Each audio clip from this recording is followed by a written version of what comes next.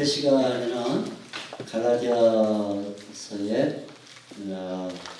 역사적인 자리와 그리고 전체 내용이 어떻게 흐르는가 하는 것을 말씀드렸습니다. 세 가지 내용이 들어있는데 복음이 뭐냐, 칭의가 뭐냐, 그리고 그 칭의에 의해서 어떤 삶을 살릴 것이냐는 이런 세 가지 내용이다 이렇게 되겠습니다. 그래서 복음의 핵심은 2장 16절 믿음으로 말미암아 의롭다함을 받는다. 27. 이게 이제 갈라디아서의 전체 내용인데 바로 이런 내용을 이제 전개하기 위해서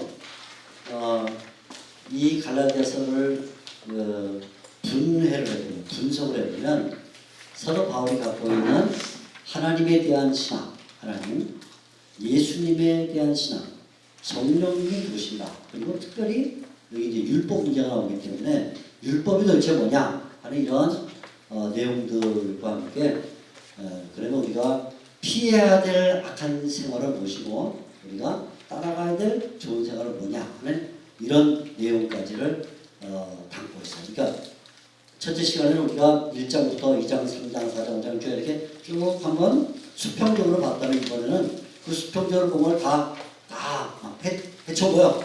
헤쳐보여서 한번 하나님에 대하여는 뭐라고 말하는가, 예수님에 대하여는 뭐라고 말하는 게 이제 보는 거예요. 그러니까 앞에 시간하고 지금 시간은 내용이 같은 내용이라도 상당히 접근 방식이 다릅니다.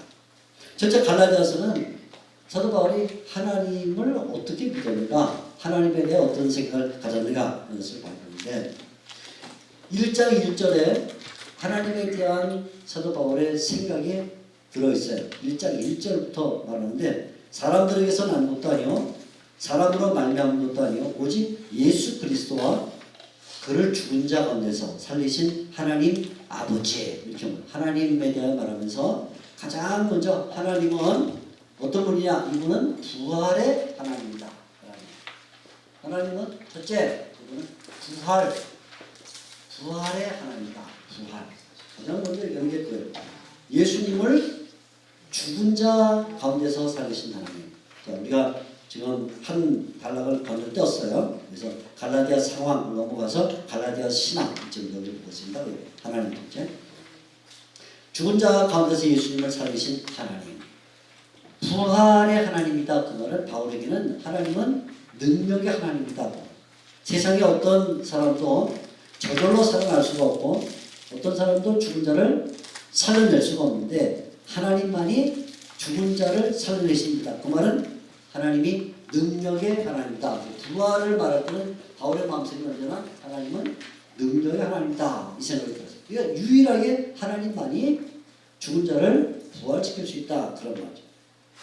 근데 이 하나님은 사람들에게 구원을 주실 때 하나님의 구원은 영원한 세계에서 사람을 선택해서 그 사람을 역사 가운데서 부르신다는 거예요. 1장 15절에 보면 그러나 내 어머니의 태로부터 나를 택정하시고 그의 은혜로 나를 부르신 이가, 이렇게 되어 있는데 사도 바울이 본래 예수님을 핍박하던 사람이죠. 우리가 지난 시간에도 바울이 다메섹 가는 길에서 예수님의 빛을 보고 사명을 받았다 이렇게 말하는데 본래는 예수님을 핍박하러 또는 예수님의 길을 핍박하러 다메섹으로 가다가 예수님께서 바울에게 나타나셨어요. 그래서 바울이 그때 회심을 하게 됐는데 그때 바울이 언제 하나님의 택하심을 받았냐 그러면 다메섹 가는 길에서 택하심을 받은 게 아니고 그때 부름을 받았지만 택하심은 자기가 어머니의 뱃속에 있을 때 벌써 택함을 받았다. 그건 뭐냐, 하나님께서 바울이 태어나기 전에 택했다 그 말이죠. 그래서 하나님은 부활의 하나님이면서 동시에 하나님은 선택과 동시에 부르심, 소명의 하나님이다. 소명이라는 말은 부르심이라는 말인데 부르심의 하나님이다 그렇게 말해요. 그래서 이 선택이라는 것은 하나님께서 영원한 세계에서 우리를 이미 선택하셨고 영원 가운데서 부르심, 소명이라는 것은 우리를 역사 가운데서 우리를 부르신다는 거예요. 자, 이 말을 우리가 잘 깨달아야 되는데 하나님이 언제 나를 택하셨냐? 그러면 내가 어린아기로 세상에 태어났을 때 어이구 참 예쁘게 생겼네 하고는 나를 택하신 게 아닙니다. 하나님이 나를 택하신 것은 영원한 세계에서 택했다. 이게 머리 갈라디아서에 이제 나오는 게 에베소서인데, 에베소서에 보면 하나님께서 창세전에 우리를 택하셨다. 창세전에. 세상이 만들어지기 전에. 그러니까 우리가 예수님을 믿고 구원받은 이것은 어쩌다 보니까 된 게 아니고 우연하게 된 게 아니라 하나님께서 뜻을 세우셔서 세상이 만들어지기 전에 이미 우리 한 명 한 명을 다 정해 놓으셨다는 거예요. 그리고는 이 정해 놓으신 그것을 언제 실현했냐면 역사 가운데 우리를 부르셨다는 거죠. 마치 바울이 다메섹 가는 길, 그 역사인데 그 다메섹 가는 길에서 부름을 받는 것처럼 우리 딱 마찬가지로 우리가 하나님의 택정, 하나님의 선택은 창세전에 영원한 세계에서 택정이 됐는데 언제 우리를 부르셨냐면 역사의 어느 한순간에 불렀어요. 어떤 사람은 초등학교 때, 어떤 사람은 어머니 배에서 나올 때, 어떤 사람은 나이가 40살, 50살 됐을 때 역사 가운데 부르죠. 역사 가운데 부르실 때 하나님이 부르시는 방법은 여러 가지인데 첫째는 사물을 통해 부르셔요. 사물 통해 부르시는데 괜히 마음이 슬프고 그런데 올라보니까 교회 종탑에 달리는 십자가가 은은하게 빛나는데 아, 나 예수 믿어야겠다. 그 십자가라는 사물을 보고 예수 믿는 사람이 많아요. 또 목회할 때 그 교회 왜 나오시게 됐습니까? 그러면 십자가를 바라보는 순간 마음이 뭉클했으면 이런 사람이 있어요. 어떤 사람은요 사람을 통해서 예수를 믿어요. 전도. 그러니까 우리가 열심히 전도해야 되는 거 하고 있어요. 듣든지 안 듣든지 열심히 사람을 통해서. 세 번째는 사건 때문에 사건. 자동차를 타고 가다가 그만 앞차고 부딪혔어. 죽을 뻔했는데 살아났어. 사건. 그래가지고 아 이건 내 힘으로 산 게 아니다. 이건 누가 누굴까? 하나님이 살려주셨구나 해서 하나님을 믿는 사람이 있어요. 그래서 많이 봤어요. 화재를 당했는데 아무것도 타지 않고 살아나왔어. 그래서 오 이거 하나님 말이다. 그래서 세 가지 사. 사물을 통해서, 두 번째 사람을 통해서, 세 번째 사건을 통해서. 이 세 가지 방식으로 하나님이 역사 가운데를 부르셔요. 우리가 하나님의 부름을 받아서 하나님의 백성이 되면 그때 반드시 뭐냐면 세 번째 하나님 우리에게 일을 줘.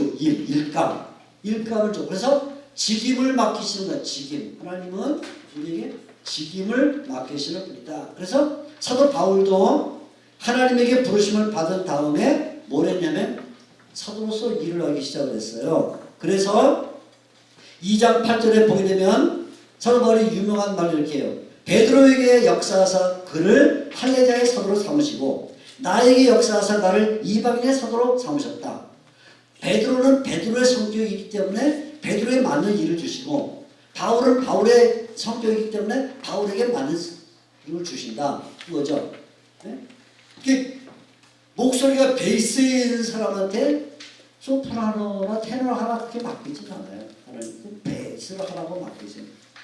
하이 소프라노 하는 사람이 깨깨깨깨깨 못하는 무슨 외지프로 깨깨깨깨 하는 거잖아요. 그거 막 고음인데 그거 하는 사람한테 베이스 하나 이렇게 맡기잖아요. 그거 못하거든요. 그건. 그죠? 그러니까 베드로는 뭐예요? 베드로는 유대인의 사도로 삼으시고 바울은 이방인의 사도로 삼으셨다. 왜냐면 베드로는 헬라어 라틴어를 잘 못해. 그리고 유대어 히브리어밖에 잘 못해. 그러니까 이방인의 사도가 될 수가 없으니까 유대인을 맡기셨고 바울은 처음부터 헬레니즘 문화 속에 태어나서 헬라어와 이런 걸 잘하니까 헬라 사람들을 전도하도록 맡기셨다 그거죠. 그 성품에 맞게. 하나님이 우리를 능력의 하나님께서 영원한 세계에서 선택하시고 우리에게 사명을 주시면 그 다음에 반드시 직임을 맡겨서 일하게 한다. 그래서 우리는 반드시 주님의 백성이 되고 나면은 뭔가 일을 하고 있어야 돼요. 뭔가 어떤 교회에서든지 아니면 뭐 사회에서든 아니면 직장에서든 계속 신자로서 일을 해야 된다. 왜? 나에게 하나님께서 주신 그 은사와 직분이 있기 때문에 그것을 하나님이 어떤 분이 하나님은 이 세 가지 성품을 갖고 있다. 이렇게 얘기를 해요. 그러면 예수님은 누구신가? 우리가 믿는 예수님. 자, 이 바울이 이제 예수님에 대해서도 얘기하는데 예수님은 누구시냐? 이렇게 말할 때 예수님. 예수님에 대한 첫 생각은 예수님은 하나님의 아들이다. 4장 6절에 나오는 말씀인데 그분은 하나님의 아들이다. 천천히. 바울의 머릿속에는 항상 예수님 그러면 하나님의 아들, 하나님의 아들이다.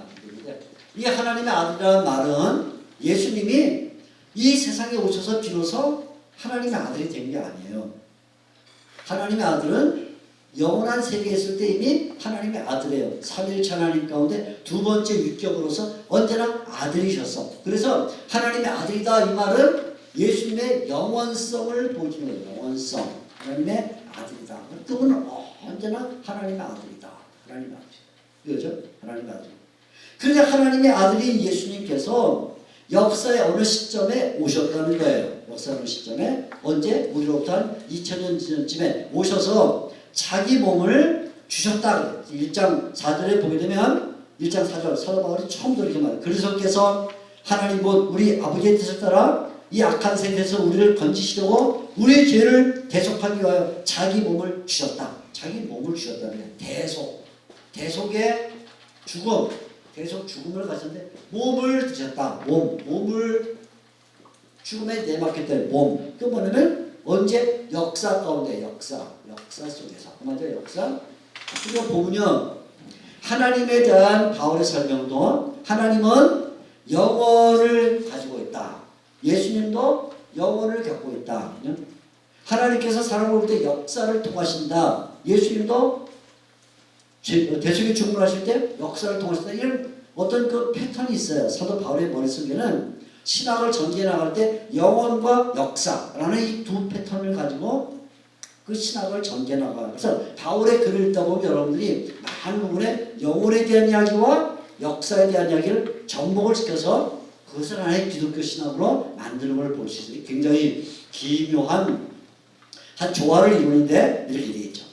그런데 예수님께서 이렇게 자기 몸을 주신 것은 가장 비참한 십자가의 죽음을 당하셨다는 거예요. 그래서 바울도 맨 마지막에 보게 되면 나는 예수님의 십자가 외에는 아무것도 알기로 원치 않다. 그런 말을 했어요. 예수님의 십자가 외에는 자랑할 것이 없다. 그래서 맨 마지막 6장 14절에 보게 되면 그렇게 말해요. 내가 그 예수님의 십자가 외에는 결코 자랑할 것이 없다. 6장 14절. 왜? 십자가가 사도 바울을 구원시키는 예수님의 은혜이기 때문에 그 은혜 외에는 자랑할 것이 없다. 그런 말이죠. 그렇게 말했어요. 근데 예수님께서 이렇게 역사상에 오신 이 일은 따지고 보면 그냥 된 게 아니다. 그래서 하나님의 섭리 가운데 됐다는 거죠. 섭리. 그래서 아브라함의 자손으로 왔다니. 아브라함의 자손으로. 원래 자손이라는 말은 헬라어로는 씨라는 말인데 씨. 아브라함의 씨로 왔다. 이렇게 말하는데.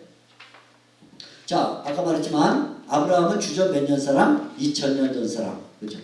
그러니까 아브라함과 예수님 사이에는 2000년 시간이 있어요. 그 사이에 모세가 있고 다윗이 들어있는데 우리가 역사를 쭉 보면 창조에서 예수님의 십자가 그리고 지금 우리가 있고 마지막 종말 때가 있다 이렇게 보게 되면 종말 때 예수님 이 앞에 대략 2000년 전에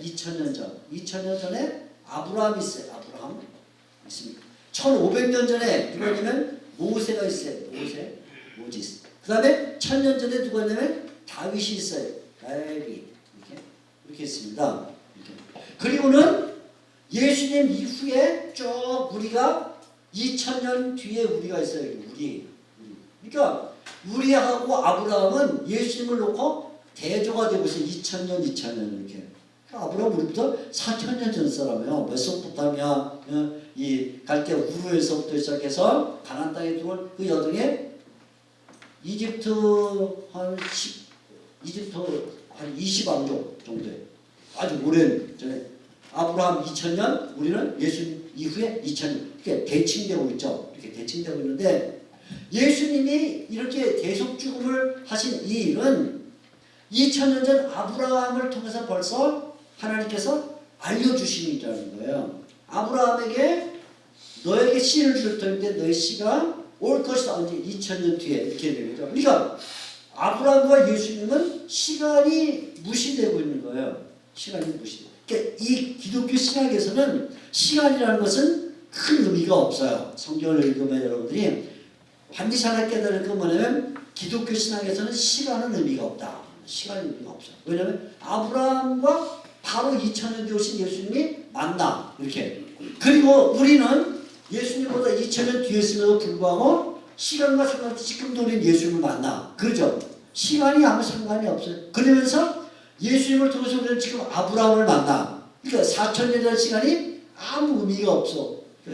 젊은 사람들 젊다고 좋아하시지 말고 나이 드신 분들 나이 들었다고 슬퍼할 일이 아니에요. 왜? 기독교에서는 시간은 철저하게 무시돼요. 왜? 하나님이 영원하시기 때문에. 영원한 하나님을 믿기 때문에 이 우리가 역사에서 말하는 시간이라는 것은 하나님은 완전히 다 내려요. 필요가 없어요.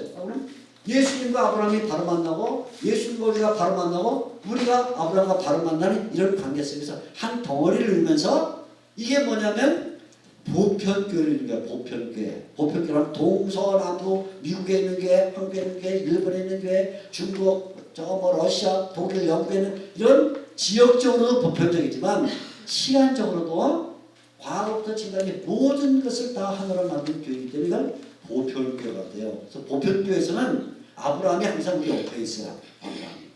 예수님 우리 옆에 있고 이렇게 돼 있어요. 이런 구조 속에서 예수님이 오셨다는 거라. 그래서 예수님은 아브라함의 자손이다. 아브라함의 자손이다. 이게 이제 놀라운 그 사도 바울의 한 설명이에요. 예수님이 누구시냐. 시간을 다 그냥 통폐합하시는 거. 그 말이죠. 시간이 다 무시되어 있는 분. 그 말이죠. 그래서 예수님은 뭐 다른 성경이지만 히브리서 13장 5절 유명한 말씀이죠. 예수님은 어제나 오늘이나 또 영원토록 동일하시나 그 말할 때 똑같은 개념이에요. 예, 똑같은 개념. 예수님은 어제나 오늘이나 언제나 동일하시다. 마태복음 28장 20절 맨 마지막 절에 뭐라냐면 예수님께서 그렇게 말했습니다. 내가 세상 끝날까지 너희와 항상 함께 있느니라. 할 때 있느니라는 현재예요. 현재. 있을 것이냐 그게 아니라 예수님이 시간이 무시되기 때문에 내가 세상 끝날까지 항상 너희와 함께 있느니라. 시간이 무시돼 버려. 마태복음에도 지금 여기 갈라디아서도 히브리서 요한계시록에 되면 알파와 오메가 그죠? 알파 오메가 그건 뭐예요? 시간의 처음과 마지막. 예수님 안에서는 시간이라는 게 의미가 없어. 시간이 의미가 없어.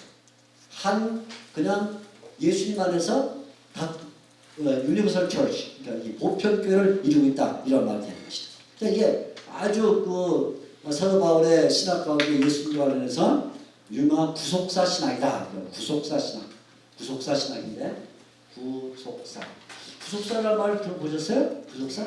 이 교환에 없는 걸 제가 설명을 드리는데 이 구속사라는 말을 많이 듣는데 사람들이 사실은 잘 뜻을 모르고 들어요. 그래서 제가 오늘 그냥 얘기 나왔으니까 교환은 없지만 보너스로 1분 동안 설명을 드릴 텐데 구속사라는 말은 영어로는 History of Salvation 이렇게 말하는데요. 우리는 독일말을 이제 영어로 바꾼 건데 구속사 History of Salvation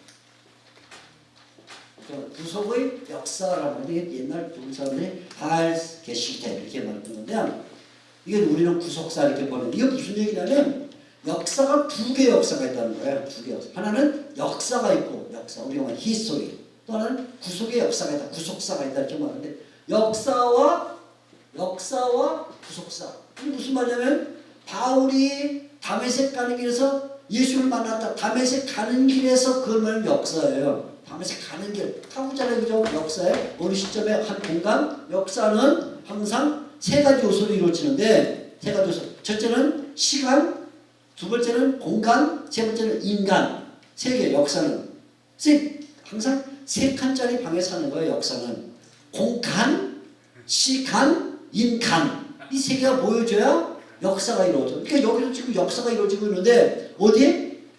갈렙 바이블 아카데미라는 이 공간에 그죠? 몇 시에 2015년 10월 20일 저녁 8시 몇 분에 인간 우리가 있잖아요. 그죠? 역사가 이루어지면 지금 여기에. 이 세 가지 요소 가운데 하나라도 없으면 역사가 이루어지질 않아요. 시간도 있고 사람도 있고 공간이 없다. 역사가 안 돼요. 시간도 있고 공간도 있고 인간이 없어. 역사가 안 돼요. 그죠? 그 역사는 그냥 자연이지 역사가 안 일어나. 그러니까 역사는 언제나 세 칸짜리 방이다. 시간, 공간, 인간, 간. 그죠? 간 세 개인데 그 역사에서 바울이 2000년 전 어느 날 다메섹 가는 길에서 바울이 예수님을 만났다. 이게 다메섹 사건이라는 역사예요. 그런데 그때 이 바울이 만난 그 사건은 역사지만 거기에 무슨 일이 벌어졌냐면 예수 그리스도의 뜻이 바울에게 임했어요. 예수님의 뜻이 임해서 바울이 그 자리에서 새 사람으로 변했어요. 새 사람으로. 역사가 그냥 진행된 게 아니라 역사의 어떤 단절이 일어났어요. 무슨 단절? 바울의 옛사람과 바울의 새사람이 갈라졌어. 그 전까지 바울의 옛사람은 기독교를 핍박하고 예수님을 증오하고 예수님을 죽이려고 했던 바울이었는데 변해가지고 새사람이 돼서 오히려 그 예수님을 전하고 교회를 살리고 세우는 사람이 됐다. 변해서. 그래서 역사에 단절이 생겼어요. 역사의 단절. 역사를 쪼갰다고 말해요. 어떻게 사람을 변화시켜서. 그게 뭐냐면 구속의 역사가 일어났다고 말이죠. 구속의 역사.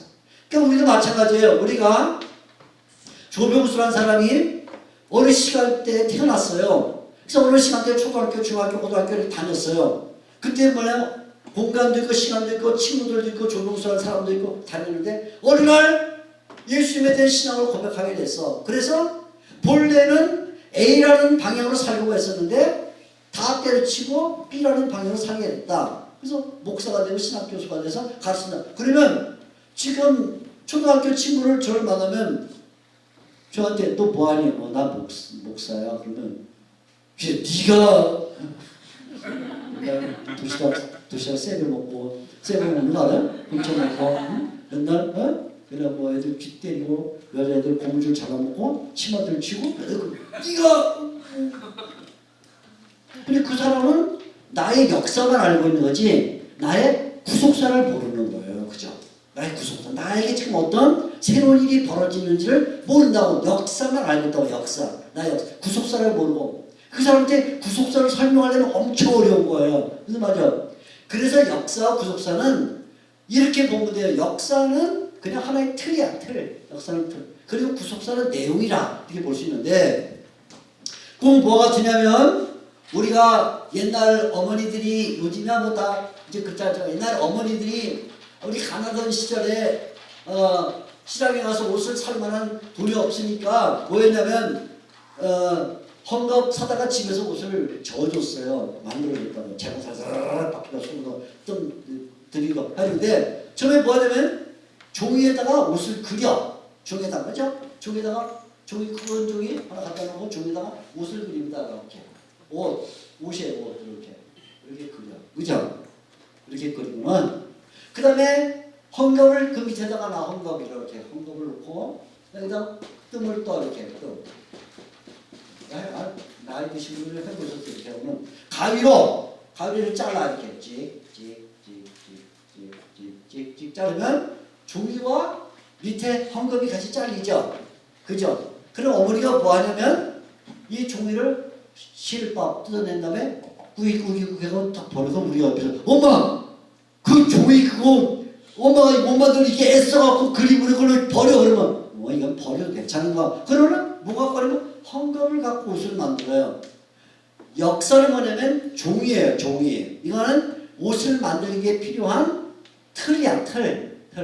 그리고 실제로 필요한 건 뭐냐면 헝겊이야. 헝겊. 그러니까 하나님께서 한 인간을 태어나게 해서 바울을 태어나게 해서 바울이 태어나서 다메섹까지 간 그 일, 다메섹에 자기 하인들과 함께 걸어간 그것은 역사가 진행되고 있는데 그 역사를 진행시켜서 예수를 만나게 함으로 뭐예요? 사람을 바꿔놔요. 그래서 역사는 그냥 틀일 뿐이고 바울이 새 사람이 됐다. 그게 구속사가 일어났다는 말이에요. 그러니까 여러분은 다 구속사를 체험했을까 안 했을까요? 했습니다. 그렇게 대답을 해야 돼. 그죠? 했나? 팔속사를 했는데 구속사는 안 했나? 이거 안 된다고. 우리는 역사 가운데서 살아요. 이 역사는 우리의 틀이기 때문에. 로마의 역사가 있어. 로마의 황제가 있어. 아우구스투스가 있고 티베리우스가 있고 클라우디우스가 있고 네로가 있고 쭉 있는데 이런 황제들은 뭐냐면 하나님이 로마 제국을 통해서 복음을 전하기 위한 틀일 뿐이야. 틀.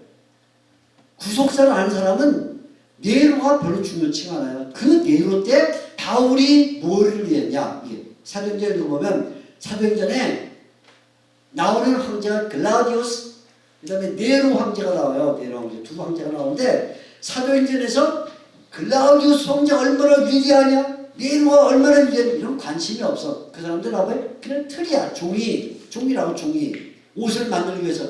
정말 중요한 건 뭐냐면 바울이 어떻게 1차전도, 2차전도, 3차전도 로마 여행을 통해서 하나님의 복음을 온 세상에 전했냐. 이게 중요하단 말이죠. 이게 구속사.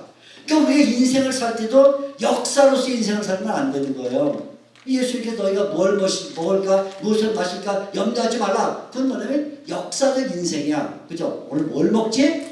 아이고 뭐 텔레비전 보니까 뭐 팔을 썰 때 이렇게 썰어라, 무슨 이렇게 그래 막 이렇게 먹자. 그건 역사적 인생을 살는 거고, 우리는 뭐 되냐면 먹든지 마시든지 무엇을 하든지 하나님의 영광을 위해서 해라. 그의 나라와 의를 먼저 구해라. 그래서 먹고 마시고 이거 안 먹는 게 아니에요. 먹어요, 마시고 다 해요. 잠도 자고 결혼돼서 애도 낳고 기르고 다 하지만 그 목적이 뭐냐면 하나님의 영광. 우리는 이 종이를 지키는 게 목적이 아니고 우리는 이 종이를 얼마나 색칠을 예쁘게 했냐 하면 안 돼요. 무엇을 먹어서 색칠을 칠하고 무엇을 마셔서 색칠할 게 아니에요. 이 종이는 그냥 우리에게 필요한 틀이야, 역사. 그러니까 이걸 틀이니까 잘 사용해서 어떻게 하나님의 나라가, 하나님의 의가 나를 통해 구속사로 표현될 것이며 이 삶을 살아야 된다 그 말이죠.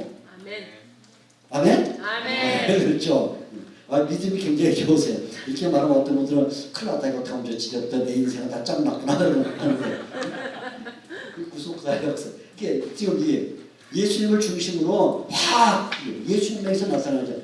예수님을 중심으로 아브라함이 예수님과 함께 만나 구속사 속에서 우리가 예수님을 만나 우리가 아브라함을 만난다. 시간이 의미가 없어. 시간이 역사일 뿐이니까. 그죠? 그러니까 우리는 인생을 살 때 구속사의 인생을 살아야 돼. 구속사의 인생. 우리 여러분에게 구속사의 인생을 살아야 된다. 내가 뭘 하든지 간에. 세 번째, 이제 사도 바울이 성령님에 대해서도 설명을 해요. 성령님. 그러니까 항상 바울의 신학은 성부 하나님, 성자 예수님, 그 다음에 성령님 이런 개념으로 나오는데 성령님에 대해서는 뭐라고 말하는가? 성령님에 대해서는 3장부터 얘기가 나와요. 3장부터 처음에. 자, 3장. 세 번째, 성령님에 대하여는 뭐라고 말하는가? 성령님에 대해서 말할 때 처음에 우리의 구원은 그 시작점부터 성령에 의해서 된 것이다. 구원의 시작. 성령님 말하면 항상 바울은 구원의 시작. 구원의 시작. 구원의 시작.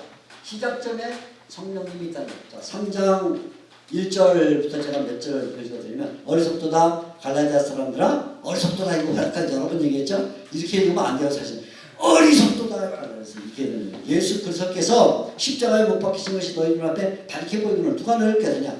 내가 너에게 다만 이것을 알려 하노니 이것을 너에게 알려주고 싶은데 너희가 성령을 받은 것이 율법의 행위로냐 혹은 듣고 믿음으로냐. 너희가 이같이 어리석으냐. 그 다음에 이렇게 중요한 말 성령으로 시작하였다가 이제는 육체로 마치겠냐. 그래서 3장 3절에 우리의 구원은 시작점에 성령으로 된 것이다. 성령. 그러니까 어떤 사람들은 예수를 믿고 난 다음에 한참 뒤에 성령을 받아라. 나는 예수 믿을 때는 성령이 없었는데 예수 믿고 한 10년쯤 돼서 내가 성령을 받았다. 그런 건 없어요. 그런 건 없어요. 모든 신자는 예수를 믿는 그 순간 성령께서 믿게 만든다. 이게 어떤 사람들이 이 3장 갈라디아 3장 3절을 이해를 못해서 예수 믿고 나서 그냥 대충 살다가 언제가 부흥사 목사님 오셔서 믿습니까? 성령을 받으십시오. 나 그때 성령 받았다. 이거는 거짓말이에요. 그럴 수가 없어요. 성령으로 시작해 우리는 다. 내가 그걸 느끼든 못 느끼든. 바울이 다메섹 가는 길에서 예수님을 만난 그 사건도 성령님께서 그의 마음속에 조명을 준 거예요. 빛을 비춰준 거예요. 그걸 깨닫지 못할 수도 있어요. 많은 사람은. 마치 뭐 같으냐면 어린아이가 태어나서 애한테 물어봐. 야, 너 태어난 거 느끼냐? 애가 뭐라 그래? 애가 뭐라 그래? 뭐 반응 안 해. 왜? 인지가 없어. 인지가 기억을 못해. 그죠? 우리 청년들 몇 살 때 자기가 태어난 걸 느끼기 시작해서 오늘 참선입니다. 몇 살 때? 4세 5세? 굉장히 조숙하고 아주 천재적인 사람인데 네. 그럼 그때 태어난 거예요? 느꼈을 때? 그때부터 저라는 그러니까 그때 태어난 건 아니지. 그 이전에 태어났지, 그지? 우리가 신앙생활 하다 보면 내가 중생에 딱 거듭났다. 예수를 내가 받아들였다는 것은 예수를 받아들인 것보다 훨씬 뒤에 인지되는 경우가 많아요. 마치 어린아이가 태어났을 때는 인지 못하지만 어느 정도 인지도가 생긴 4세, 5세, 7세, 8세 좀 늦은 애들은 10살, 저 같은 사람은 40살에 내가 태어났구나. 그죠? 바보죠. 그죠? 아무튼 간에 대부분 사람들이, 대부분 모든 사람이 자기가 태어난 걸 모른 채 태어나서 자라다가 아는 것처럼 대부분의 그리스도인들은 성령으로 시작했지만 그걸 몰라요. 그러다가 어느 정도 믿음이 들면 내가 성령으로 시작했구나 하는 거예요. 근데 가끔 가다가 어떤 사람은 예수 믿을 때부터 그걸 느끼는 사람이 있어요. 예수 믿을 때. 그 사람은 어떤 사람이에요? 악질.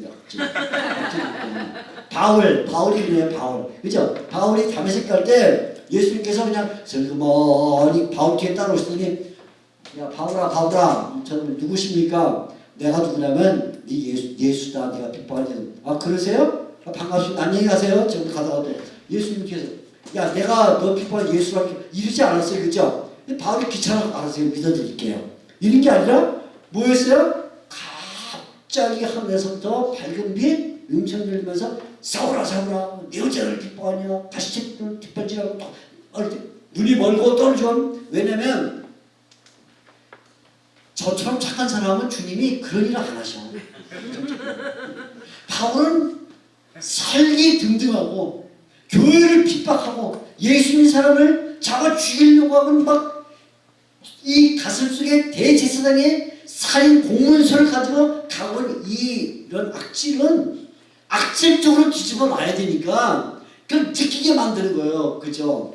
가끔 어떤 사람들은 저는 태어날 때부터 내가 태어난 걸 느꼈으면 그건 아주 악질이에요. 그 사람은. 그러니까 여러분 혹시 무슨 간증 집회나 이거 보게 되면 어떤 분 나오고 물론 난 정말 예수 믿을 때 성령에 체험을 해가지고 막 그냥 이런 걸 부러워하시지 말고 네가 얼마나 악질이 있는 게 있겠냐 그러시면 돼요. 마치 바울이 그런 거예요. 보통 사람은 그렇지 않아. 보통 사람은 그냥 스무스하게 태어나서 잘하는 것처럼 스무스하게 예수 믿고 어느 시점에 비록 내가 이런 은혜로 공부하구나 성령으로 시작했다. 이렇게 말하면 처음에 바울에서 성령으로 시작했다. 그런데 성령으로 시작한 이 사람은 그 다음부터는 뭐냐면 성령을 따라 살아야 된다는 거예요. 5장 16절. 그래서 5장 16절을 보게 되면 내가 너에게 이르노니 너희는 성령을 따라 행하라. 성령을 따라 행하라는 거라. 그 다음에 구원에 시작이 되는 성령의 삶이 이어져야 된다. 성령의 삶이 이어져야 된다. 이제부터는 성령님이 우리의 표준이 돼야 된다. 우리의 표준이 돼야 된다. 내가 머릿속으로 내 인생을 사는 게 아니라 성령님께서 추진해서 살아야 된다. 이거 정말 우리가 깊이 생각해야 될 거예요. 성령님의 추진을 받아서 살아야 되는데 이제는 내 뜻대로 사는 게 아니라 성령께서 나에게 뭘 원하시는가? 성령님 나에게 뭘 바라시는가? 그거를 내가 이뤄가는 것이죠. 오늘 우리 청년들이 와서 내가 우리 강정님한테 이거 어떻게 왔습니까? 그러니까 성령님이 보내주셨습니다. 내가 엄청 깜짝 놀랐어요. 오늘 내가 강의한 거 어떻게 다 아시고 그냥 먼저 말씀해 보셨고 기분 확 빠져버렸는데 아무튼 성령을 따라 사는 모든 일 내 의지로 사는 게 아니라 성령께서 뭐라고 하는 성령을 따라 사는 건 뭐냐? 그러면 뭘까요? 환상을 보고 환청을 듣고 비전이 막 눈에 보이는데 여기 동영상 나오듯이 쫙 나오고 이런 걸까요? 그거 아니에요. 사도 바울은 그런 생각을 가지고 성령을 따라 사는 게 뭐냐? 5장 22절에서 23절에 유명한 말을 했어요. 성령을 따라 사는 것은 성령의 열매를 맺는 것이다. 성령의 열매에서 성령의 열매를 맺다. 성령의 열매. 성령의 열매.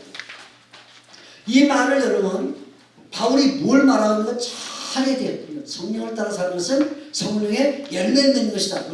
여기에 최소한 세 가지 뜻이 있어요. 성령의 열매란 말이에요. 첫째, 이거는 성령의 열매. 첫째, 성령의 강조돼. 성령의 열매다. 그러니까 이건 내가 맺는 열매가 아니야. 성령님께서 주시는 열매라고 성령의 열매. 그 말이죠. 내가 막 연습해가지고 노력해가지고 돌을 닦고 뭐 수련을 쌓아서 되는 게 아니라 성령님께서 내 마음에 오셔서 나를 그렇게 만들어 주시는 거야. 마치 동전을 주조하듯이 성령님께서 내 안에 예수님의 형상을 인치게 하시고 내 성품을 바꿔서 성령님이 주권적으로 나를 그렇게 만들어 가시는 거야. 그러니까 내가 성령님께 나를 맡겨야 돼요. 그래서 성령의 열매는 성령의 열매이기 때문에 초자연적이야. 초자연입니다. 사람이 만들어내는 게 아니에요. 그죠? 성령의 열매는 성령의 열매다. 성령의 열매. 두 번째는 뭐냐면 성령의 열매는 성령의 열매지만 열매야 열매. 열매란 말은 자연적이다. 자연적이다. 모든 세상의 열매는 씨를 심고 싹이 나고 예수님께서 말하고 사정에 말한 것처럼 싹이 트고 이삭이 생기고 열매를 맺게 되어 있어요. 그죠? 바로 씨를 심었는데 열매를 맺다가 플라스틱 열매는 낼 수 있어요. 플라스틱. 가끔 뭐 돌잔치 생일잔치 가 보면 찾아놓는데 왜 플라스틱으로 찍어놓은 그거 있잖아요. 그거는 기계에 두면 바로 나와. 그건 먹지를 못해. 그러나 모든 열매는 사과건, 백원, 포도건 뭐든지 간에 시간이 필요해. 자연적 성장. 그래서 이건 성령의 열매이기 때문에 초자연적인 선물이지만 이건 열매이기 때문에 자연적 성장이 필요하다. 그래서 우리가 성령의 열매를 맺을 때까지는 많은 시간이 필요해. 성화의 단계에 있어서 실패도 하기도 하고 또 넘어지기도 하고 좌절하기도 하지만 시간이 많이 필요해. 열매이기 때문에. 그런데요, 중요한 건 뭐냐면 이것은 단수예요. 단수. 싱글러라는 말은 성령의 열매들 그러지 않고 열매. 단수예요. 단수. 여러분 우리가 꼭 기억해야 될 건 어떤 분들은 성령의 9가지 열매를 맺읍시다. 이 말은 틀린 말이에요. 분명히 말씀드려요. 성령의 9가지 열매를 맺읍시다. 그러면 성령의 9가지 열매들 그랬어요. 바울이. 복수. 9 fruits. 그죠? 그게 아니에요. 성령의 열매는 그냥 one fruit. 하나야. 단수. 하나. 그런데 이 단수 열매가 여러 가지 9가지 뭘 갖고 있냐면 9가지 맛을 갖고 있어요. 맛.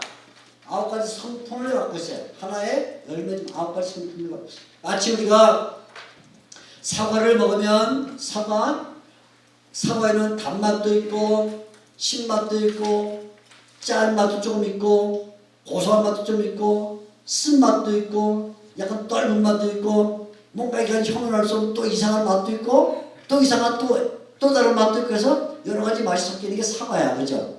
근데 육종학자 나 사과 신사관 싫어 그래가지고 육종학자를 불러다가 이 사과를 좀 어떻게 잘 하셔갖고 신맛을 싹 뺀 사과를 만든 그것 때문에 사과가 아니에요. 신맛을 빼면 나는 신사과가 좋아. 난 단맛 나는 사과 싫어서 학자를 불러다가 이거 재배를 해주시는데 앞으로는 단맛을 싹 빼고 신사과 그럼 그건 사과가 아니라 오렌지도 아니고 오렌지도 좀 다니까 그죠? 그건 사과가 아니에요. 사과는 모름지기 단맛, 신맛, 짠맛, 고소한 맛, 떫은 맛, 무슨 맛 섞여서 기묘한 조화를 내는데 그 사과라고 하나의 열매 속에 그렇죠? 마찬가지로 성령의 열매는 하나의 열매지만 그것이 9가지 맛을 내야 되는데 이 9가지 무엇을 내면 사랑과 희락과 화평과 오래 참음과 자비와 양선과 충성과 온유와 절제라는 이 9가지 맛이 놀라울 정도로 하모니를 내요. 놀라울 정도로 밸런스를 이뤄서 쫙 나타나는데 이 중에서 성령의 열매를 맺는데 사랑은 있는데 희락이 없다. 그럴 수가 없어요. 저는요 성령의 열매를 맺었는데요 사랑은 있는데 희락은 없어요. 저는 네?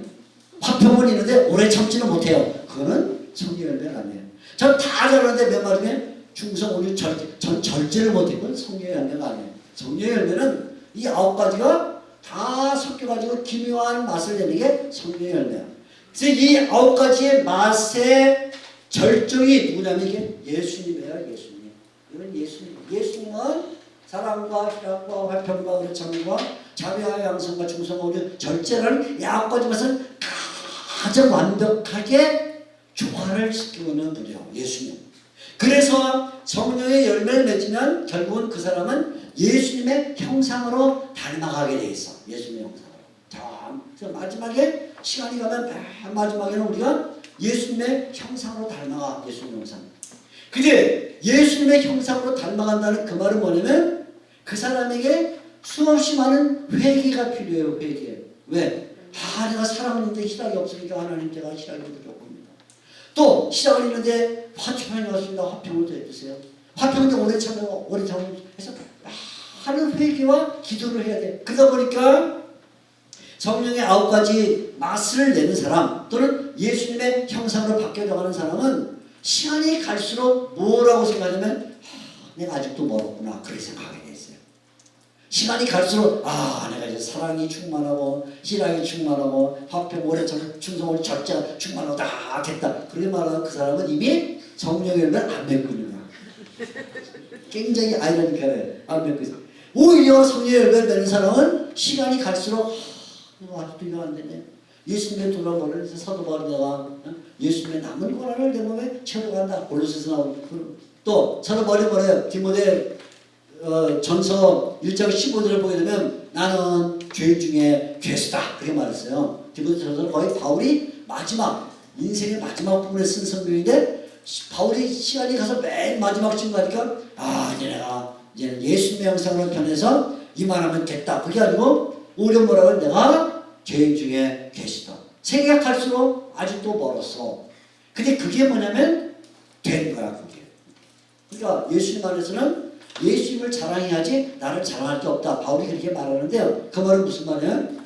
이 성령의 열매를 맺으면 그게 변하기 때문인 거죠. 그래서 그러면 성령에는 구원의 시작이자 우리의 삶을 이끌어가시는 동력이면서 우리에게 열매를 맺게 하는 신분들에게 사도 바울이 성령에 대한 설명. 자 이제 이 갈라디아서 율법이라는 게 참 중요하니까 율법에 대해서는 꼭 설명을 해야 돼요.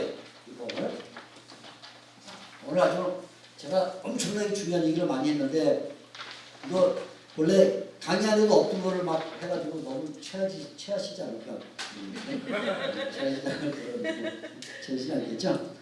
이건 기독교 신학에서 아주 중요한 몇 가지 개념을 제가 정리해드렸는데 자 율법도 우리가 잘 알아야 돼요. 율법 네 번째 율법 바울은 율법을 뭐라고 생각하고 있는가? 율법 언뜻 보면 바울이 갈라디아서에서 율법의 행위는 안 된다 그러니까 율법을 엄청 비판하고 율법을 막 그냥 폄훼하고 깔아뭉개는 것처럼 느끼는데 바울은 그럴 생각이 없어요. 바울이 공격하는 것은 율법을 공격하는 게 아니고 바울은 율법을 공격하는 게 아니라 율법으로 구원을 받겠다는 율법 행위를 공격하는 거예요. 율법 행위를. 바울이 공격하는 것은 율법이 아니고요. 율법 행위가 아니다. 이걸 공격하는 거예요. 그러니까 바울의 서신을 읽을 때 바울이 율법을 공격하는 적은 없습니다. 바울이.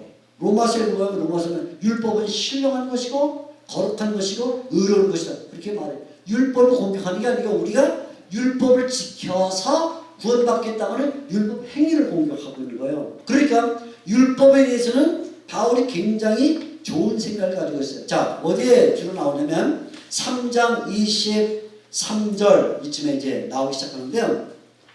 율법에 대해 이렇게 말해요. 3장 23절 믿음이 오기 전에 우리는 율법 아래 매인바 되고 계시될 믿음의 때까지 갇혔느니라. 3장 23절에 율법에 대해 말하면서 3장 23절 율법은 우리를 매고 율법 아래 매인바되고 율법의 때까지 갇혔다. 율법의 두 가지 기능을 말하면서 매임과 가둠 이렇게 말해서 가둠 매임과 가둠 율법은 우리를 매고 그리고 우리를 가둔다 이렇게 말했어요. 율법은 우리를 매고 가둔. 그러니까 언제 들으면 율법은 나쁜 거구나. 우리를 자유롭게 하지 않고 우리를 이렇게 묶어놓고 우리를 매고 귀찮게 하는구나 이렇게 생각할지 모르지만 바울의 생각은 거꾸로예요. 거꾸로. 매고 가둔다는 건 좋은 의미예요. 좋은 의미. 그럼 무슨 얘기냐면 자 이제 여기 나중에 가면 그래서 이 율법을 가리켜서 뭐라고 하냐면 비유로 이렇게 말했어요. 율법은 초등교사다. 24장 이같이 율법이 우리를 그리스도인에게 인도하는 초등교사가 됐다. 초등교사. 초등교사는 뭐냐면 원래 우리로 말하면 유치원 선생님. 예, 유치원 선생님. 아동교사라고 해야 돼. 헬라어가 본래 그래. 아동교사예요. 아동교사. 유치원 선생님. 초등학교 들어갈 때 유치원 애들이 지난 9월 말인가 10월 중가 뉴스를 보니까 가을 소풍을 갔는데 그만 애들이 벌떼 물려가지고 그걸 봤어요? 혹시 뉴스?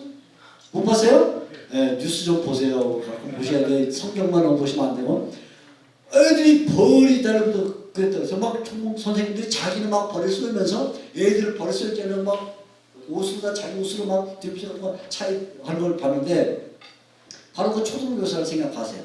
자 봄에 어느 유치원에서 서울대공원 저 동물원을 구경하러 가야겠다 그랬어요. 그래서 선생님들이 애들을 2명씩 맡았습니다. 2명씩. 그래서 한 놈은 오른손에 한 놈은 왼손에 이렇게 잡고 이제 유치원을 가요. 동물원에 갔어요. 애들은 이 코끼리를 보면 어떡하지? 코를 만져보고 싶어. 그죠? 사자를 보면 물려보고 싶어. 이게 애들의 심정이야. 그래가지고 애들이 코끼리다! 그러면은 코끼리 코를 잡으러 가려 하면 선생님이 어떻게? 딱 당겨. 못 가게. 그죠? 못 가게. 애들이 사자를 보면 와! 사자 입속에 한번 손 한번 집어넣자! 가려고 선생님이 못 가게 잡어. 세상에. 그럼 애들이 뭐라 그래? 선생님 왜 내 자유를 속박하세요? 그죠? 선생님 손 놓으세요? 난 자유인이에요. 성경이 분명히 우리를 가르쳐서 그리스도 안에서 자유인이라고 하지 않았어요? 놓으세요. 똑똑한 애가 IQ 200준 애가 선생님 쳐다보면서 놓으세요 선생님. 자유인 아니에요. 그럴 때 선생님 놔요 안 놔요? 안 놓죠. 그러면 애가 선생님에서 매고 가둔 거야. 속박을 당하고 있어. 그럼 이 선생님이 아이를 코끼리 코를 만지러 가겠다고 그래 뭐 자유냐 그래 가 만져 한번 만져봐 가서 코끼리가 채가지고 우리로 던져버렸다. 어떤 일이 벌어질까요? 코끼리 그 큰 다리 애를 다 탱크처럼 밟아가지고 난리가 나겠죠. 그죠? 어린애가 사자 입속에 한번 손 넣어버리게 제 평생의 소원입니다. 우리의 소원은 사자 입에 손 넣는 선생님 그래 네 소원이 그렇다면 바로 두면 걔는 사자한테 갈갈이 찍혀서 큰일 나니까 놓는 것이 뭐냐면 불행이에요. 아세요? 놓는 것이. 놓는 것이 그것이 죽음이라고요. 죽음. 율법이 우리를 매고 가둔다는 말은 뭐냐면 우리를 안전하게 만들기 위해서 세상에는 코끼리도 많고 사자도 많아서 율법이 우리를 붙잡아 줌으로써 거기에 다치지 않게 하는 거예요. 그러니까 율법은 언제 줬냐면 우리 갈라디아서 본 것처럼 5세 시대 때 아브라함보다 430년 전에 줬다. 430 후에 줬다 그렇게 말해.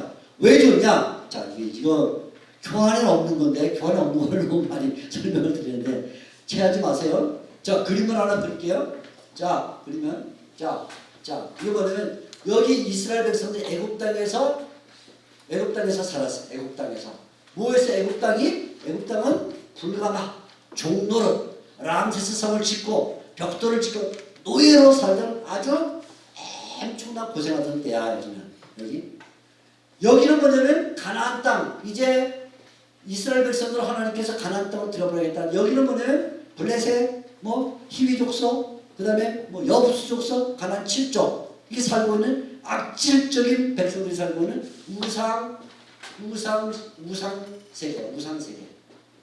아스타롯, 아스라, 무슨 바알, 말곤 다 있는데 여기는 온갖 우상들. 여기는 애굽 사람들의 그 노예 생활이라는 데가 있는데 여기 뭐냐면 40년 광야 생활, 40년 광야 생활할 때 하나님께서 시내산에서 모세에게 하나님이 율법을 주셨어요. 율법.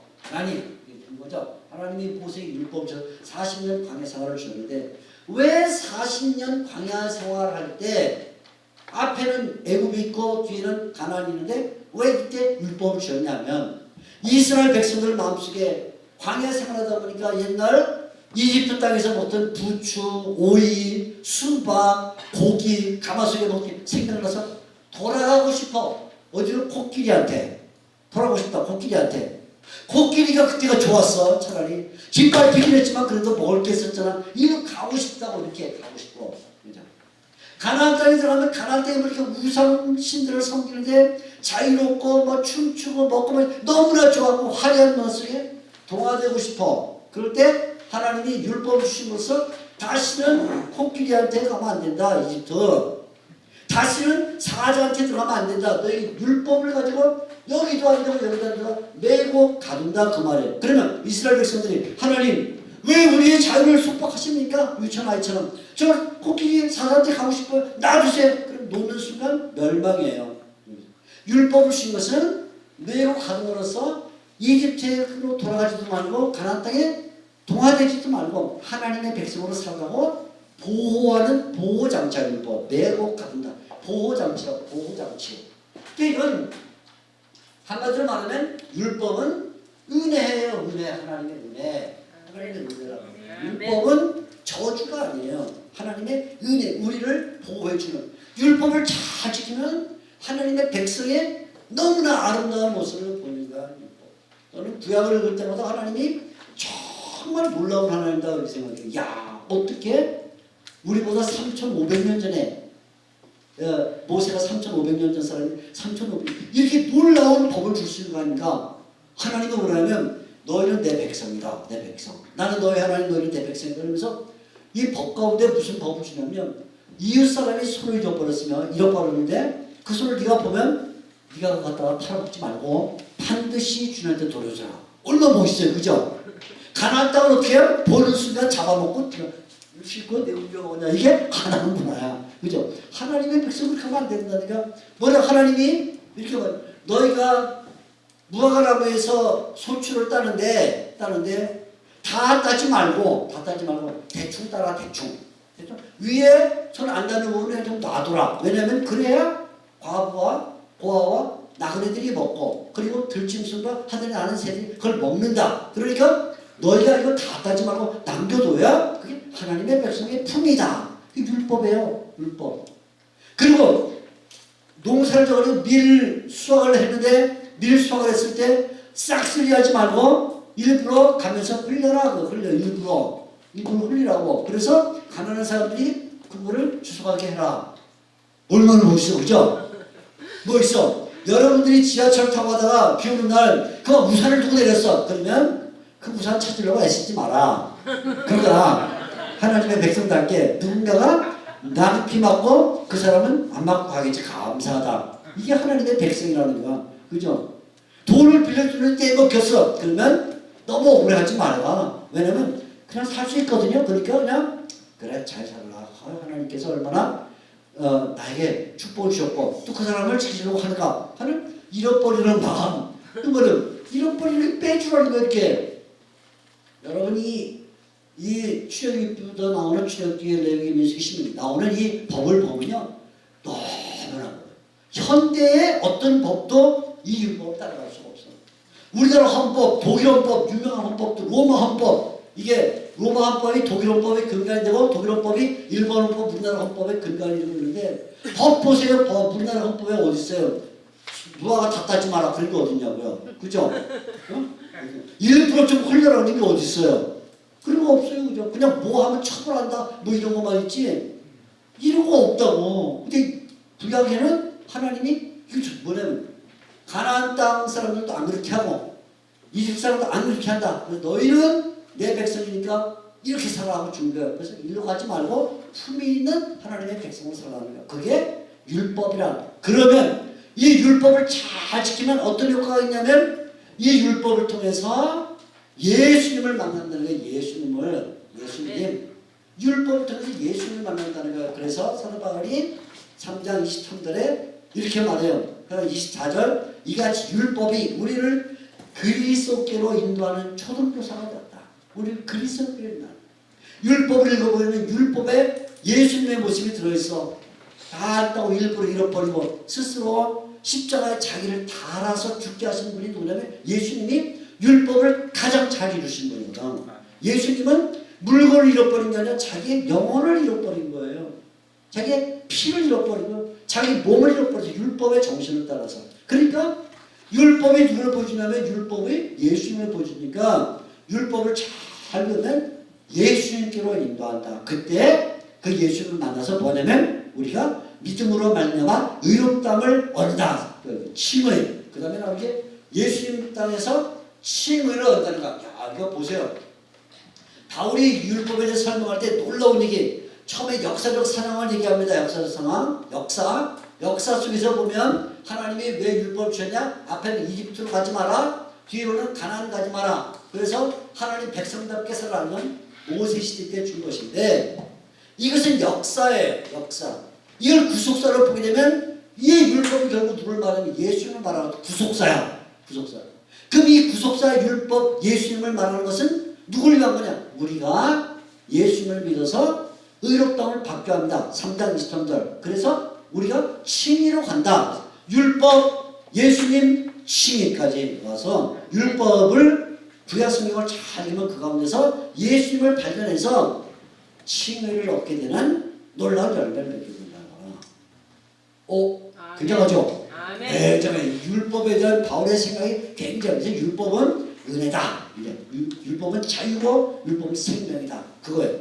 율법을 버리라가 아니라 율법 행위로 구원받으려니까 내가 안 된다 그 말일 뿐인 거예요. 우리가 이 바울을 통해서 율법을 잘 배워야 되는 거죠. 그러면 이렇게 율법을 따라 살면 어떻게 살아야 되느냐? 맨 마지막에 이 이제 악동 목록과 미덕 목록이 나오는데 5장 19절부터 보면 악동 목록이 나와요. 육체의 일은 현저하니 그러면서 나오는 게 음행과 더러운 것과 호색과 우상 숭배와 술수와 원수매는 어쩌고 술 취함과 방탕함과 그와 같은 것들이라. 이건 우리가 따라가면 안 된다. 왜? 우리는 이제 율법을 통해서 생명을 배웠으니까. 그러면 우리는 뭘 해야 되느냐? 성령의 열매를 맺어야 된다. 다시 사랑과 희락과 나오면서 성령의 열매를 맺는다 이렇게 말하는 거죠. 그래서 이 율법을 따라 사는 사람은 다시는 이집트와 가나안 사람들 사는 것처럼 음행과 술 취함과 방탕을 맺는 게 아니라 우리는 사랑과 희락과 평 이런 성령의 열매 9가지 맛을 맺으면서 사는 이렇게 말하는 거예요. 우리가 갈라디아서 통해서는 복음이 뭐냐도 배우고 칭의가 뭐냐도 배우고 세 번째는 칭의받은 신자의 삶이 뭐냐까지 배워서 완벽하게 신자의 도리를 알려주는 성경이다. 이렇게 볼 수가 있습니다. 자, 오늘 여기까지 강의 드리고요. 질문을 좀 받아보겠습니다. 질문 있으면 아는 만큼 모르는 건 대답 못하고 아는 만큼 강의를 듣다가 궁금하거나 아니면 혹 믿음 생활하시다가 궁금한 게 있으면 질문하세요.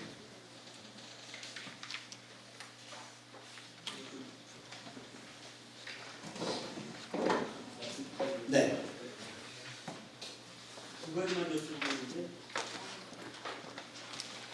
47페이지 부분 중간쯤에 능력을 행하시는 분하고 밑에 셋째 줄에 또 능력을 행하시는 분에서 괄호 안에 그 스펠링이 조금 그 스펠링이 틀린 거는 스펠링이 아니고요.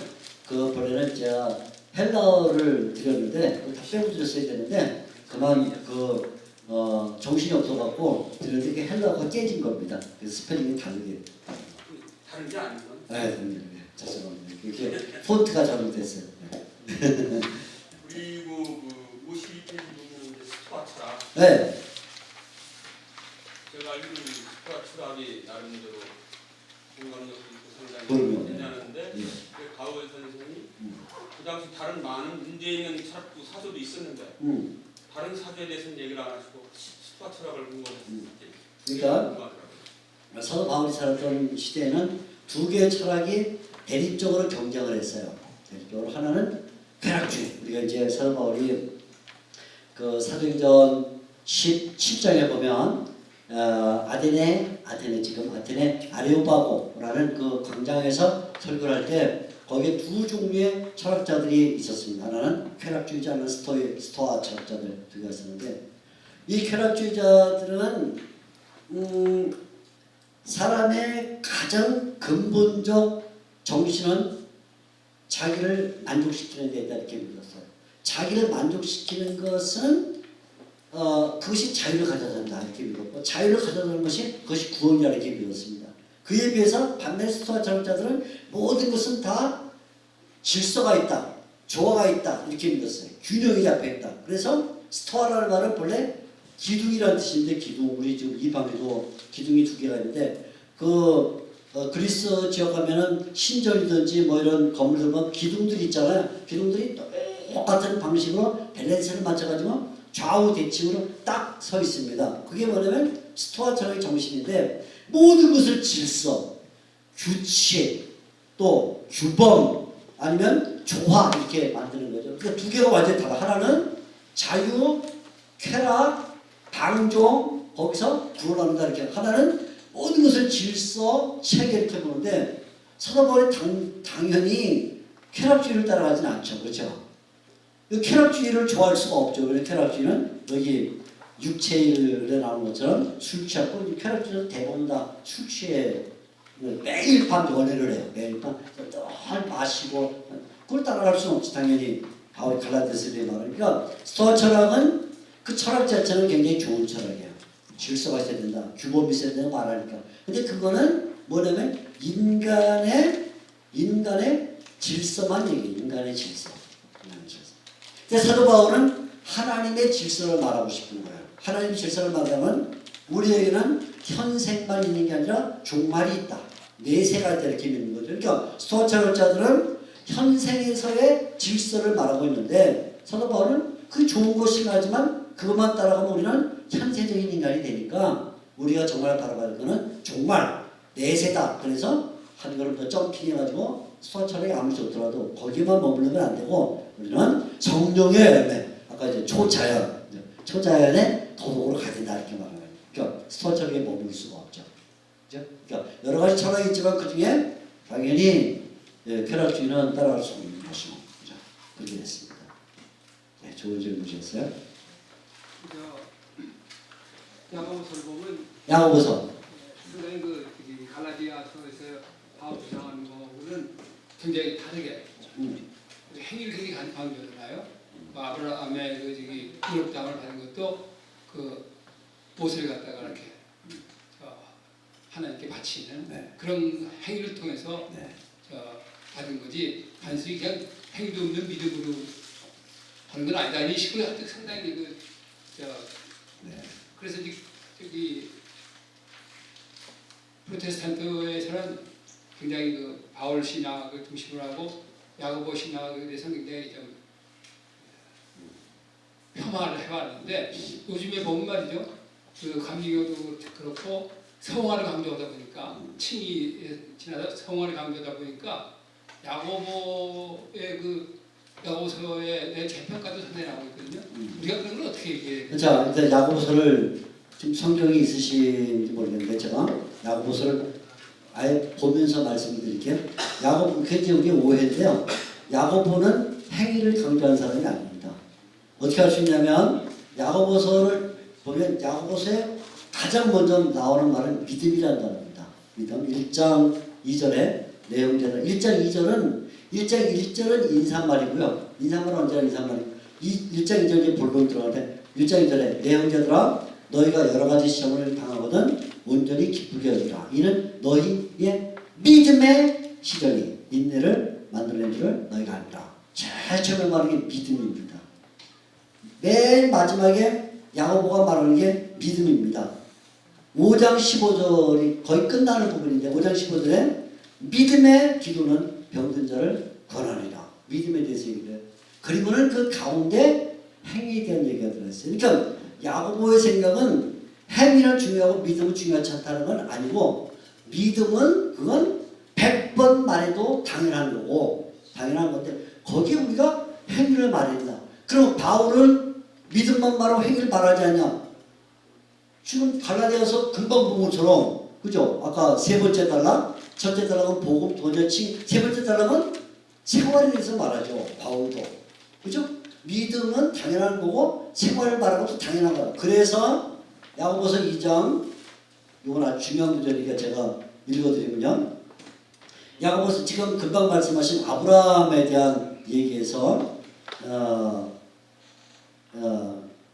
2장 23절 말씀인데 이렇게 돼요. 이에 성경에 이른바, 야고보서입니다. 야고보서 2장 23절. 성경에 이른바 아브라함이 하나님을 믿으니 이것을 의로 여기셨다는 말씀이 이루어졌고, 첫째 조건은 뭐냐면 바울과 똑같이 아까 말했죠. 아브라함이 하나님을 믿음에 의롭다는 말씀이 이루어졌고, 첫째 그거예요. 조건. 그런데 아브라함에게는 행위도 있었다 그 말이에요. 이렇게 읽어야 맞는 거죠. 아브라함은 행위는 있었는데 믿음은 없었다 그렇게 말하면 안 된다는 거예요. 아브라함도 당연히 믿음으로 의롭다를 받았는데 그 믿음의 열매로 행위가 나타났다. 그래서 제가 아까 의도적으로 창세기 15장 22장을 말했는데, 창세기 22장은 이삭 사건이고요. 15장은 이신칭의 사건이, 이신칭의 사건이 먼저 있다는 거라. 그게 있기 때문에 그걸 바탕으로 해서 아브라함이 이삭을 하나님 앞에 드리는 거죠. 만약 15장이 없으면 22장은 아무 의미가 없어요. 숫자적으로도 의미가 없죠. 15장 없이 22장이 있을 수 없는 것처럼 이신칭의가 없으면 아브라함이, 하나님이 아예 아브라함한테 이삭을 바치는 말씀도 안 했을 거예요. 이신칭이 없었더라면. 하나님이 벌써 아브라함을 보시고 믿음이 있고 그래서 의롭다고 했기 때문에 15장, 16장, 17장, 18장, 19장, 22장이 왔을 때 이제쯤에는 이삭을 바치라는 것이 가능해요. 그렇게 된 거죠. 그죠? 그러니까 성경을 읽어보게 되면 아브라함 사건을 바울이 해석하는 거나 야고보가 해석하는 게 사실 같습니다. 그런데 포인트를 어떤 경우에 앞에 두느냐 뒤에 두느냐의 느낌이 다를 뿐이지. 마치 우리가 사과를 사는데 한쪽 면은 조금 빨갛고 한쪽 면은 타랐다 그럴 때 잘 익은 것을 좋아하는 사람은 사과 빨간 사과네 그렇게 말하지만 좀 시고 떫은 맛을 좋아하는 사람은 파란 사과 나 좋아하네 그렇게 말할 때 그게 어떻게 서로 반립됩니까? 싸웁니까? 갈등이 있어? 아니죠.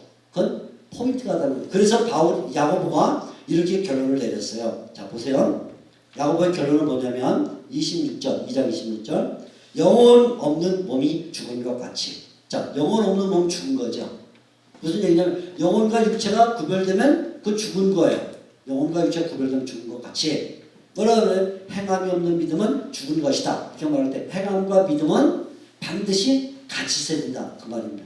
강조점은 뭐냐면 영혼과 육체가 같이 있어야 생명이 있는 것, 살아있는 인간인 것처럼 믿음과 행위가 같이 있어야 그건 살아있는 신자다. 그 말이죠. 똑같은 말입니다. 그러니까 야고보에게는 믿음과 행위를 나눌 생각이 없어요. 단지 그 강조점을 어디에 두고 싶으냐의 차이일 뿐이지. 그러니까 처음부터 야고보도 믿음을 강조하고 있죠. 아까 말한 것처럼 1장 3절부터 5장 15절까지 믿음 이렇게 말하는데 그 사이에 그러나 야고보의 교회는 어떤 문제에 당했냐면 성도들이 사랑이 그냥 이빨림 사랑인 걸 봐서 야고보가 믿음은 좋은데 그래서 믿음 있는 건 당연한 일이고 그러면 우리가 사랑을 할 때 배고픈 사람한테 밥 많이 먹어야지 옷 없어가고 추운 사람은 옷 많이 입어야지 이렇게 하면 그건 안 된다 그 말이죠. 그 상황이 그렇게 만든 그래서 강조점을 그 행위에 둔 것처럼 보이지만 사실은 전제는 뭐냐면 믿음이죠. 그 둘을 나눌 수가 없다는 거라. 그러면 사람이 영혼과 육체를 나누면 죽은 것처럼 믿음과 행위를 나누면 죽은 것이다. 나누지 마라. 나누지 마라. 강조는 그러나 행위에 우리가 열심을 내야 될 그 말이지. 그러니까 바울과 아무 상관이 없어요. 사실은 그걸 이제 지금 말씀하신 거는 옛날 루터가 개신교라고 말했지만 정확하게 루터가 처음에 야고보서 주석을 쓸 때 가지고 있던 생각은 처음에 그래서 야고보서는 믿음을 강조하지 않고 행위를 강조하기 때문에 바울과 달라서 이건 지푸라기 서신이다 이렇게 말했는데 루터가 나중에 말년 후반기로 들어오면서 다 바꿨습니다. 루터 자신이 초창기에 젊었을 때 성경 연구할 때는 그렇게 보이는데 성경을 연구하고 종교를 진행하다 보니까 여러 동료들 이야기도 들어보고 특히 그 옆에 멜랑키톤이라는 유명한 제자자 동료인 사람이 같이 일생을 다 보냈는데 멜랑키톤은 굉장히 학자였거든요. 성경학자. 계속해서 루터를 제자지만 코치에 갈 때 루터가 깨달았어요. 아, 내가 초반부에 말했던 부분이 많이 틀렸구나 해서 후반부에는 바꿨습니다. 다. 그러니까 프로테스탄트라고 말하면 안 되고 루터의 초기 사상이 그랬어요. 지금은 거의 야고보서 연구한 사람 가운데 그렇게 말하는 사람이 아무도 없습니다. 요즘은 글쎄 야고보서에 대한 평가가 상당히 전에도 또 터진 것 같아요. 그래서 네. 그 얘기를 지금 보고 싶은 거죠. 네. 그 야고보서가 바울과 다른가? 바울과 다른같이 이렇게 읽기가 쉬워요. 그러면 안 된다는 거죠. 근데 요즘 뭐 어려 그 성화를 강조하다 보면 야고보서의 그 평가가 그렇게 그야말로 되게 말씀부터가 초기였듯이 그렇게 해서는 곤란한 안 된다는 거죠. 잘 말씀하셨어요. 그러면 안 된다는 거죠. 네. 좋은 지적이에요. 그러니까 야고보는 사실 성화에 대해서는 그렇게 큰 관심이 있지는 않습니다. 야고보는 오히려 취미의 문제가 더 관심이 있는데 취미를 어느 쪽에서 보냐의 차이를 약간 제가 사과 예를 드는 게 그거예요. 사과 살 때 새빨간 것도 있고 새파란 것도 있지만 보통 사과들은 뭐 파란 부분, 빨간 부분이 있는데 저는 빨간 부분을 저는 단맛을 좋아하기 때문에 살 때마다 야 이거 사자. 우리 집 사람은 꼭 반대로 얘기해. 그래 이거 사자. 나중에 와서 이거 왜 샀니? 파란색이랑 우리 사람은 똑같은 사과인데 그죠? 그러니까 그런 거죠. 좋은 지적에 잘 얘기해 주셨어요. 우리가 오해할 수 있는 부분들은 갈라디아서에서 오해할 수 있는 부분을 막아야 될 것 같습니다. 네. 어디 궁금한 점이 또 있으십니까?